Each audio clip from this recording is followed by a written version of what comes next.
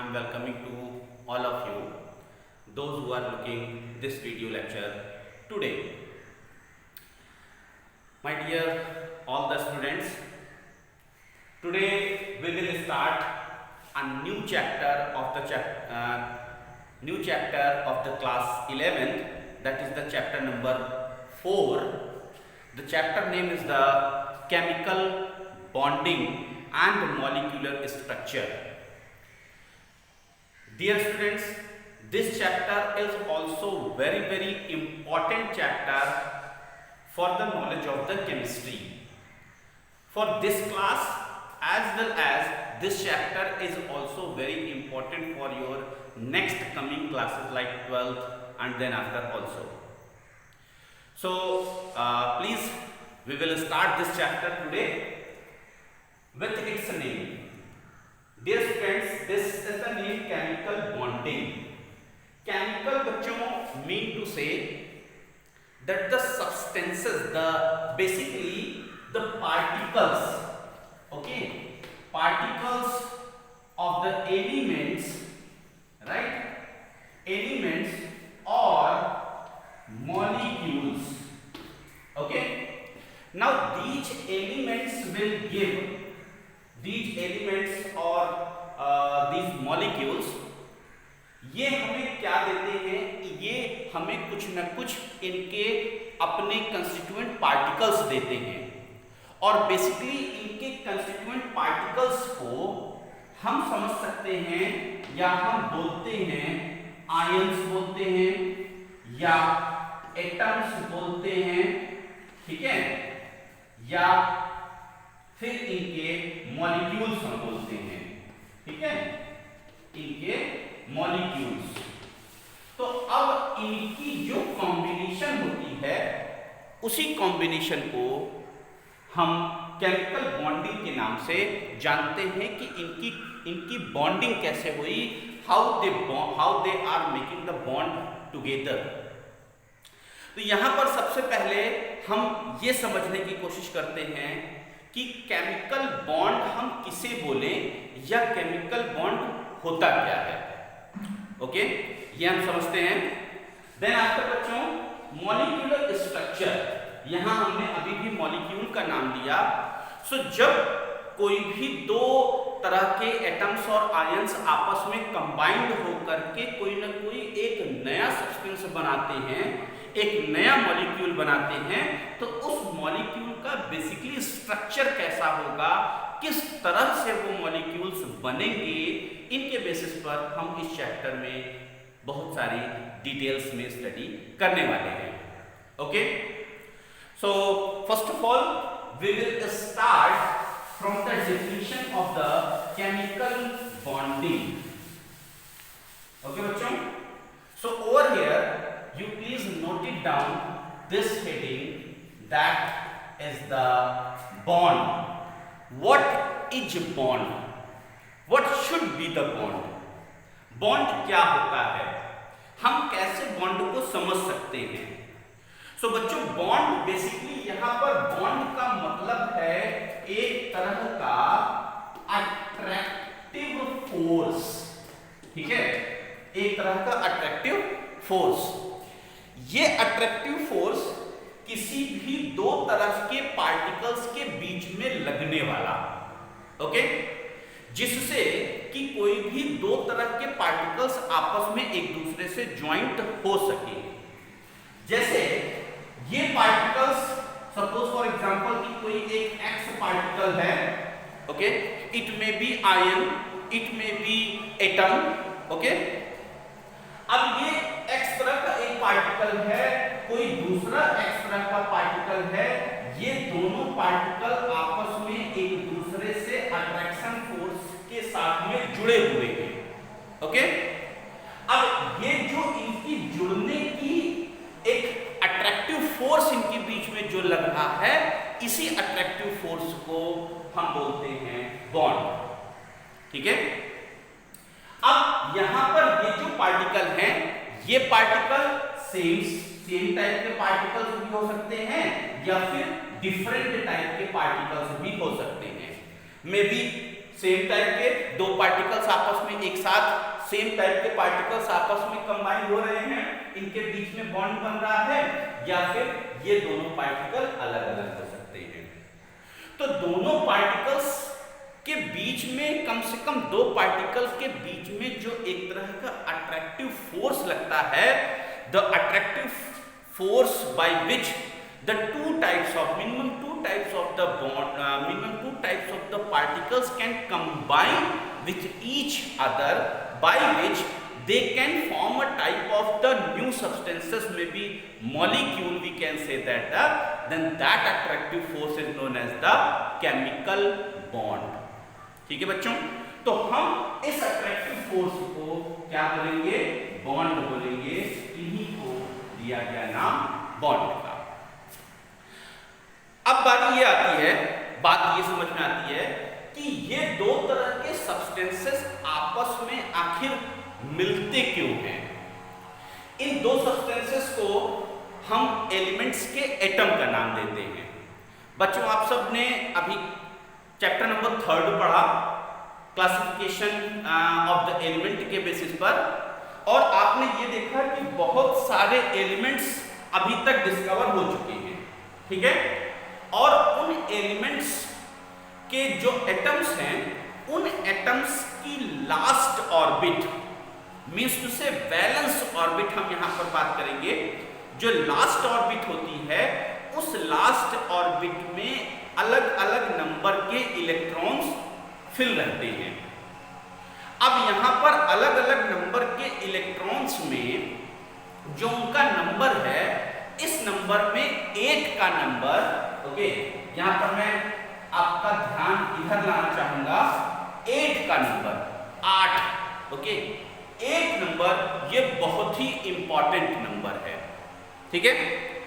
कुछ एलिमेंट्स ऐसे हैं जिनकी सिर्फ पहली शेल होती है, फर्स्ट सेल होती है, तो फर्स्ट सेल के लिए वहां पर हम 2 का नंबर इस्तेमाल करेंगे। हम वहां पर इसको बोलेंगे कि उसके लिए 2 इलेक्ट्रॉन्स की जरूरत है। अब ये जो फर्स्ट सेल अगर हो गई तो इसको हम बोलते हैं ड्यूप्लेट, ठीक है?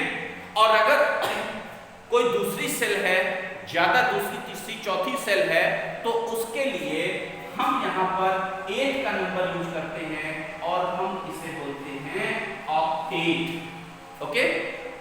सो ड्यूप्लेट रूल, यहाँ पर एक रूल आ जाता है ड्यूप्लेट रूल, और यहाँ पर 8 नंबर के लिए if we are considering as the number of electron 8 in number, then we will say that the octet rule।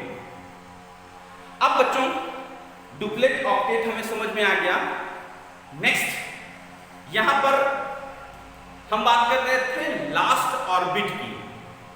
Last orbit में जितने भी इलेक्ट्रॉन्स हैं वो बेसिकली अपने लास्ट सेल के 8 इलेक्ट्रॉन्स को, 8 ये पहली सेल के लिए मैंने बोला, लेकिन ज्यादातर एलिमेंट्स ऐसे हैं जिनमें पहली सेल बहुत ही कम होती है। बहुत सारे ऐसे एलिमेंट्स हैं उनके इलेक्ट्रॉन्स जो कि पहली सेल के बाद दूसरी तीसरी चौथी अलग अलग सेल्स में पाए जाते हैं, इसलिए हम यहाँ पर बात ऑक्टेट रूल की करेंगे। और ऑक्टेट के लिए ऐसे एलिमेंट्स जिनके लास्ट सेल में 8 इलेक्ट्रॉन्स नहीं रहते हैं, 8 से कम इलेक्ट्रॉन रहते हैं, तो ऐसे एलिमेंट्स के एटम्स अपने ऑक्टेट को पूरा करने के लिए, मेरी बात ध्यान से समझिएगा कि अपने ऑक्टेट को पूरा करने के लिए, ऑक्टेट मतलब कि total number of 8 electrons should be in the last orbit, okay? Last orbit को हम वैलेंस सेल भी कहते हैं। तो यहाँ पर अभी आगे जैसे जैसे चैप्टर चलता जाएगा तो हम यहाँ पर वैलेंस सेल का वर्ड इस्तेमाल करेंगे, यूज करेंगे।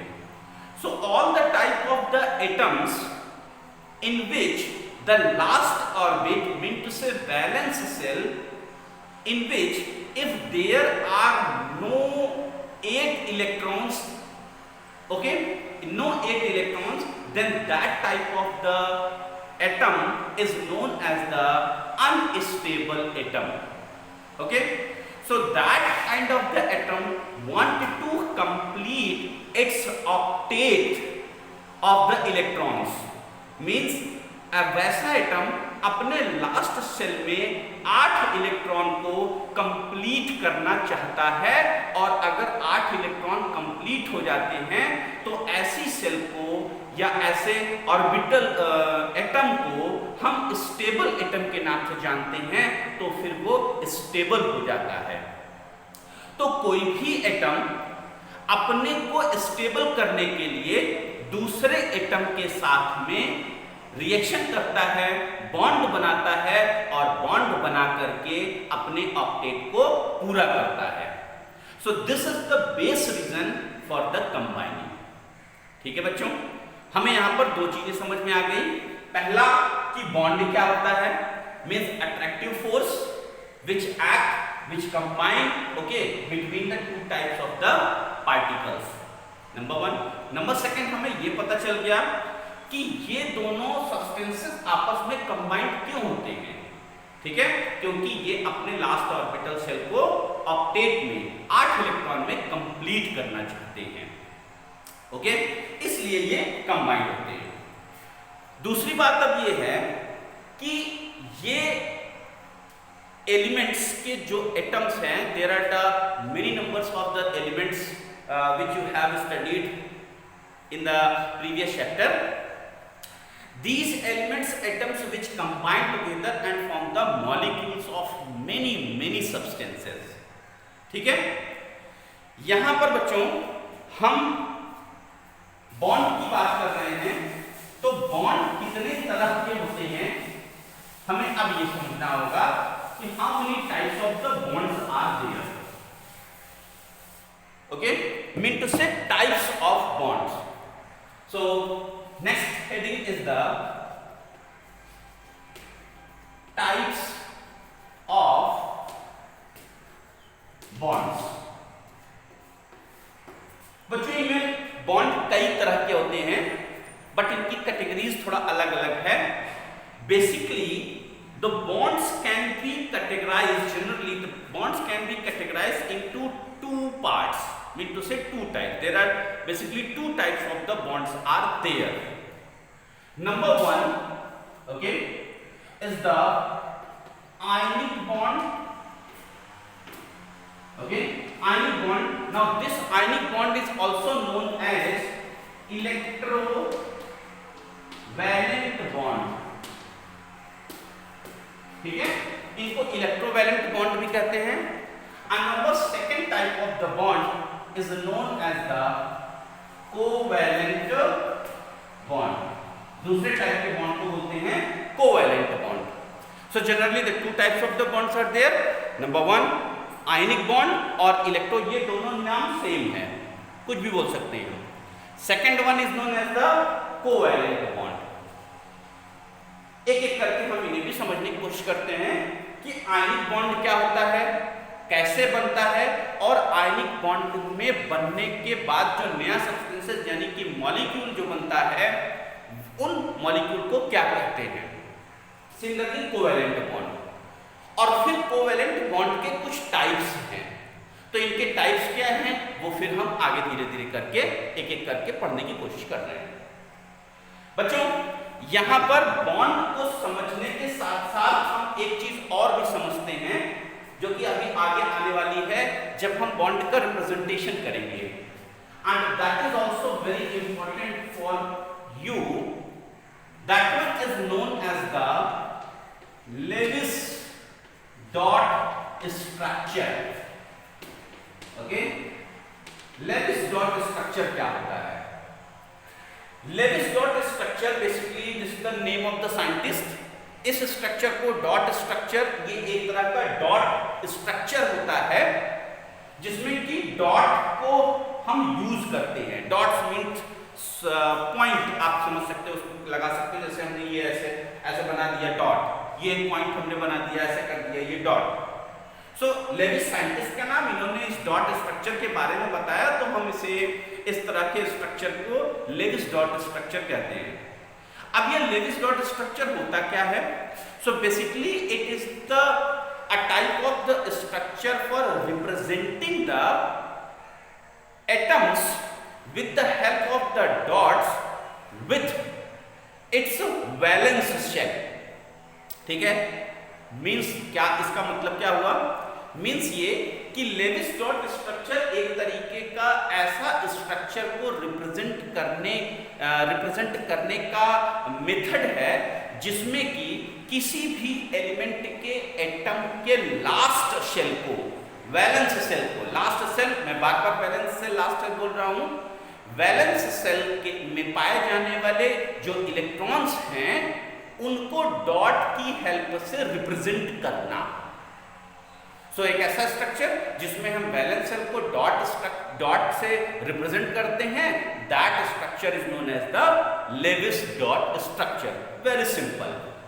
फॉर एग्जांपल, जैसे अगर हम कुछ एटम्स की बात करें, फॉर एग्जांपल लिथियम Li, ठीक है, लिथियम की अगर हम बात करें, लिथियम के लास्ट सेल में एक इलेक्ट्रॉन होता है, ठीक है।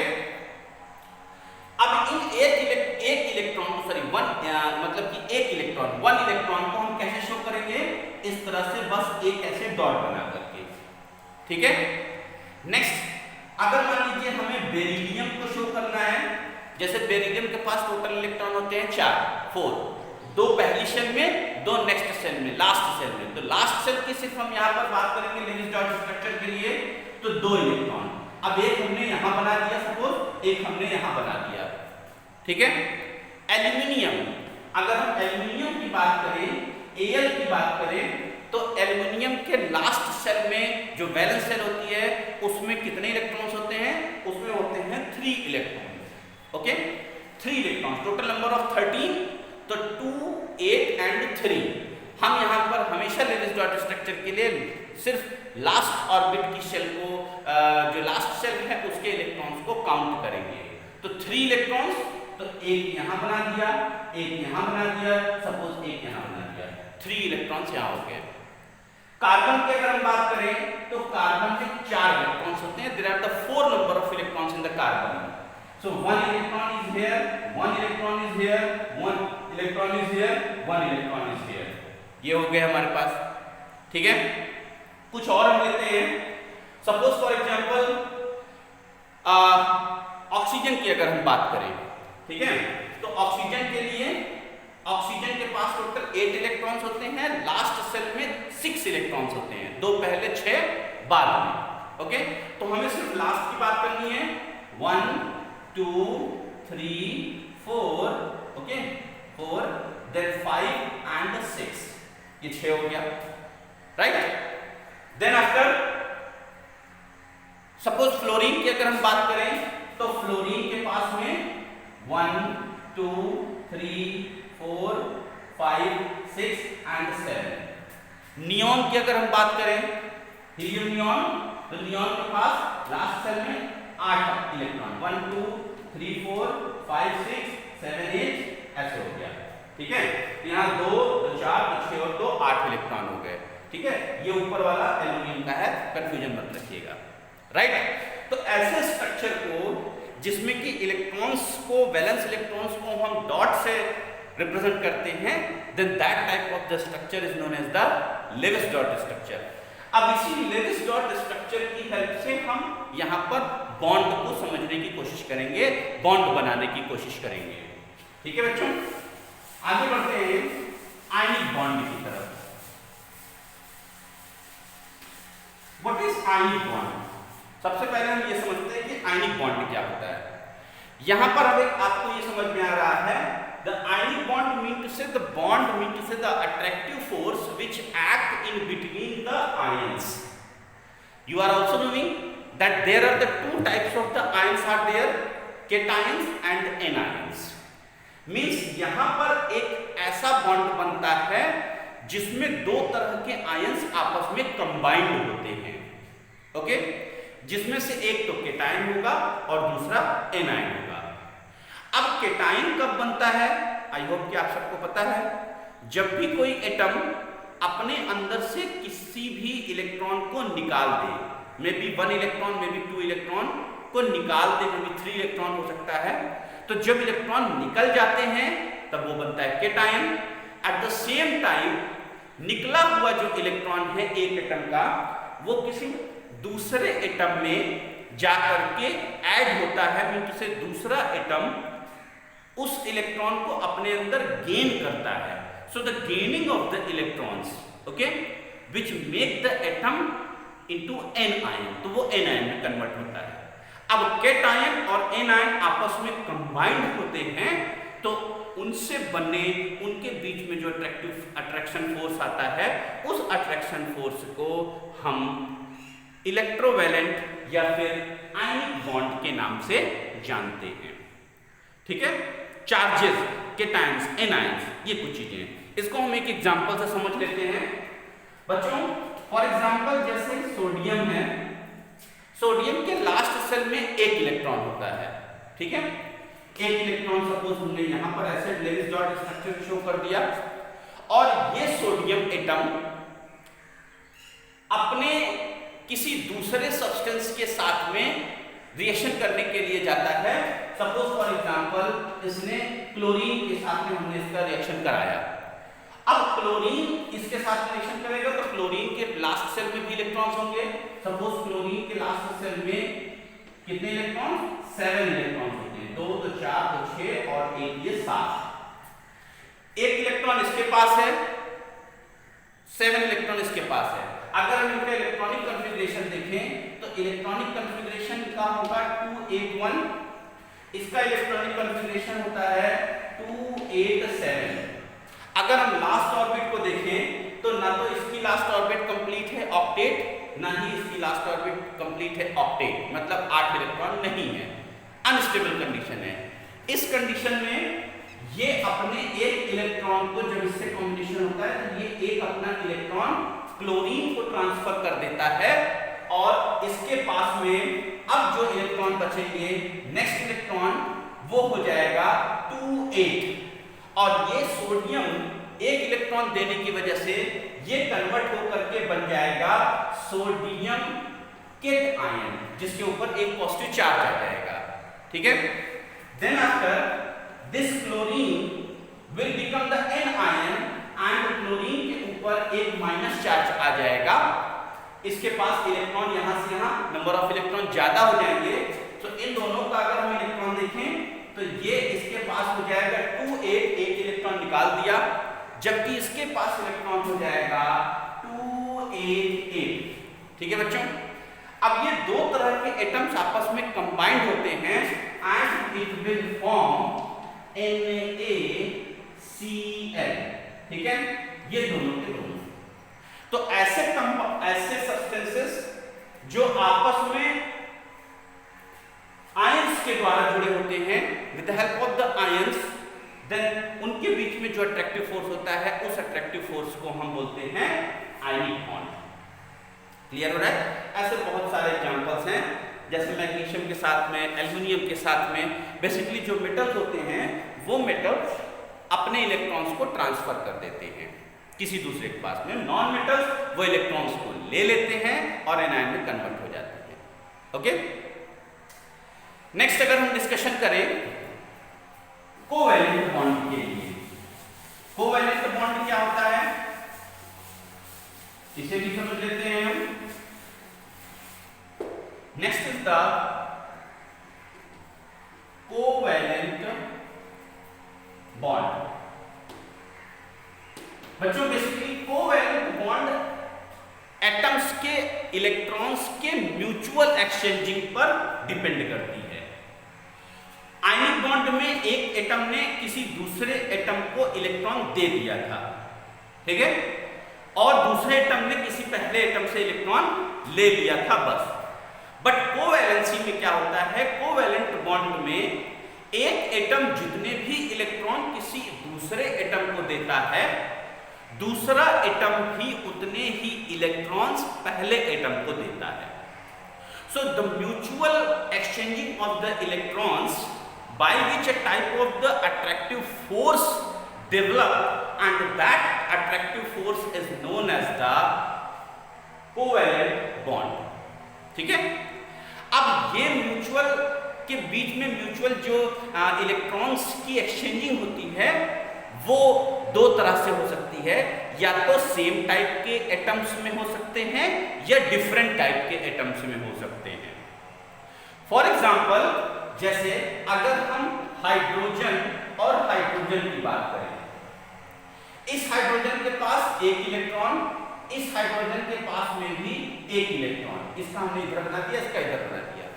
ये दोनों हाइड्रोजन आपस में कंबाइंड हो रहे हैं, इनके बीच में रिएक्शन हो रहा है। तो रिएक्शन होने पर बच्चों यहां पर देखिएगा कि इस हाइड्रोजन ने एक इलेक्ट्रॉन इधर और इस हाइड्रोजन ने अपने एक इलेक्ट्रॉन को यहां पर ट्रांसफर दिया। तो ये जो इलेक्ट्रॉन है, ये इलेक्ट्रॉन यानी कि डबल इलेक्ट्रॉन, ये वाला हाइड्रोजन भी यूज करेगा और ये वाला हाइड्रोजन भी यूज करेगा। तो हाइड्रोजन, जैसा मैंने आपसे कहा था कि ड्यूप्लेट, ओके, ड्यूप्लेट मतलब दो इलेक्ट्रॉन, इस हाइड्रोजन के पास में भी दो इलेक्ट्रॉन हो गए, इस हाइड्रोजन के पास में भी दो इलेक्ट्रॉन हो गए, दोनों के पास दो दो इलेक्ट्रॉन हो गए। तो एक इलेक्ट्रॉन इसने दिया, एक इलेक्ट्रॉन इसने दिया और दोनों के बीच में म्यूचुअल शेयरिंग हो गई। तो इस तरह से जो बॉन्ड बना, इस बॉन्ड को हम बोलते हैं कोवैलेंट बॉन्ड। ओके बच्चों, आई होप कि समझ में आ रहा होगा।